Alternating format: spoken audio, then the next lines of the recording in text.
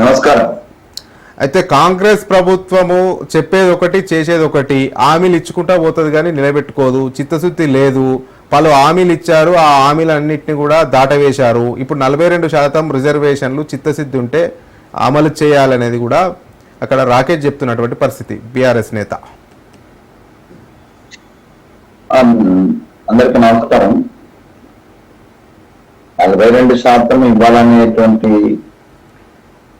చిత్తశుద్ధితో దాంట్లో గట్టిగా పట్టుంది కాబట్టి దాని విషయంలో ఏం సడలింపు ఎందుకు ఇవ్వడం లేదు కాబట్టి స్థానిక సంస్థల ఎన్నికలు లేట్ అవుతుంది. వాస్తవం అది అంటే కారణం. లేకుంటే స్థానిక సంస్థల ఎన్నికలకు సంబంధించి ముఖ్యమంత్రి గారికి మా ప్రభుత్వం వచ్చినటువంటి కొత్తలో నేను కూడా మేనిఫెస్టో కమిటీ మీటింగ్ అంటే మెంబర్గా ఉన్న బీసీ డిక్లరేషన్ అప్పుడు కూడా నేను కమిటీ మెంబర్గా చేసిన.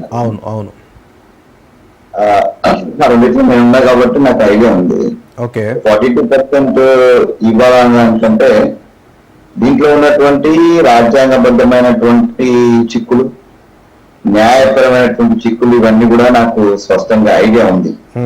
రాకేష్ గుర్తు చేసింది మా పార్టీ ఇచ్చిన 32%, 32 సీట్స్ ఏదో సరే అంటే 2 పార్లమెంట్ 2 అనేది. అవును, అంటే నేనే లీడ్ చేసిన, నేనే కొట్లాడినా. 34 సీట్లు రావాలి మీకు. ఢిల్లీ వరకు వెళ్ళినాము, కొట్లాడినాము. అవును, సరే చివరికి నాకు కూడా సీట్ రాలేదు, అది వేరే విషయం. అవును, రాకేష్ గారు అదే ప్రస్తావించారు. ఇప్పుడు మీకే అన్యాయం జరిగిందని రాకేష్ గారు ప్రస్తావించారు. సరే, ఇక అన్యాయం అంటూ మన పెడితే ఎక్కడి నుంచో జరుగుతుంది. నేను ఎక్కడెక్కడో పనిచేసిన, స్వయంగా కేసీఆర్ గారు నా ఉద్యోగానికి రిజైన్ చేయమంటేనే చేసిన. దాని తర్వాత ఏమైందో మీరు చూసినారో ఆయన కూడా తెలుసు. అది చర్చ కాదు, వ్యక్తిగతంగా పాలసీ డిసిషన్ ఏంటంటే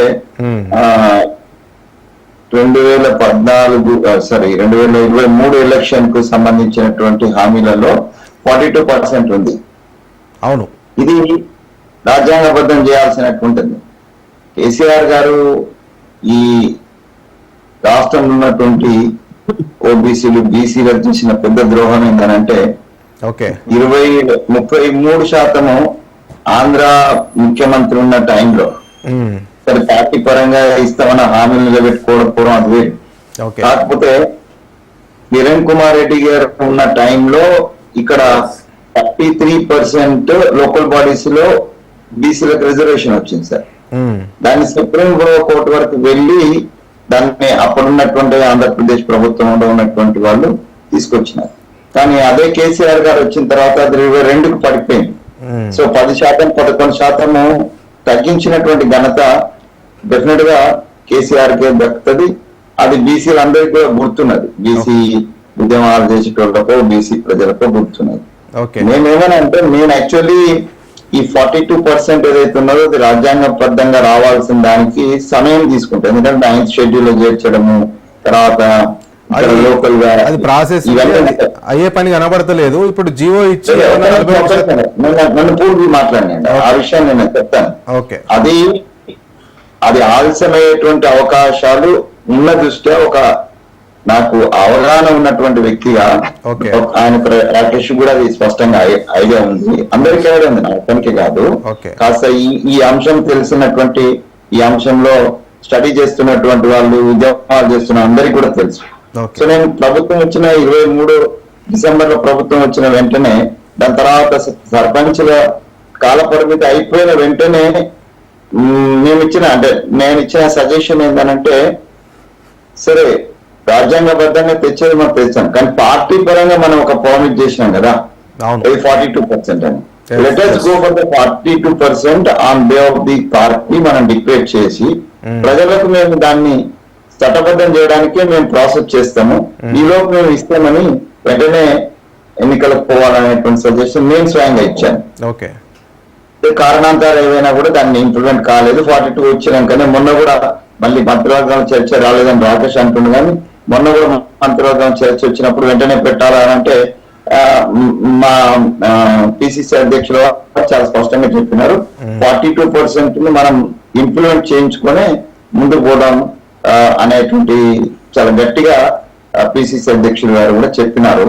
దానికి బహిరంగ ప్రకటన ఇప్పుడు ఎవరు కూడా ఇయర్ 42 ఒక కంక్లూజన్ వచ్చేంత వరకు అనేటువంటి మాట పిసిసి నుంచి చెప్పినారు. అంటే పార్టీ పరంగా ఇట్ ఇస్ క్లియర్ 42% మేము రిజర్వేషన్ కట్టుబడి ఉన్నాం. దానికి 9th షెడ్యూల్ లో చేర్చడము, లేకపోతే కేంద్రం నుంచి మనకు సపోర్ట్ రావడం, కేంద్రంలో సపోర్ట్ రావడానికి అన్ని పక్షాలు సహకరిస్తారని చెప్పినారు. వివిధ వేదికల మీద అటు టిఆర్ఎస్ అయినా, లేకపోతే టిఆర్ఎస్ బిఆర్ఎస్ అయినా, లేదా బీజేపీ అయినా వాళ్ళకి సంబంధించిన నేతలు స్పష్టంగా చెప్తున్నారు 42% కి మేము అందరం సమానంగా తీసుకురావాల్సిందే, చేయాల్సిందే అంటున్నారు.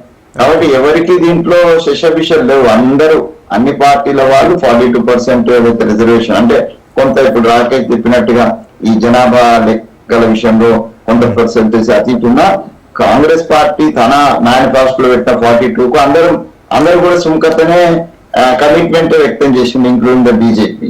సో బట్ దానికి రావాల్సినటువంటి రాజ్యాంగబద్ధమైనటువంటి ఏదైతే ప్రాసెస్ ఉందో దాంట్లో డిలే అవుతుంది.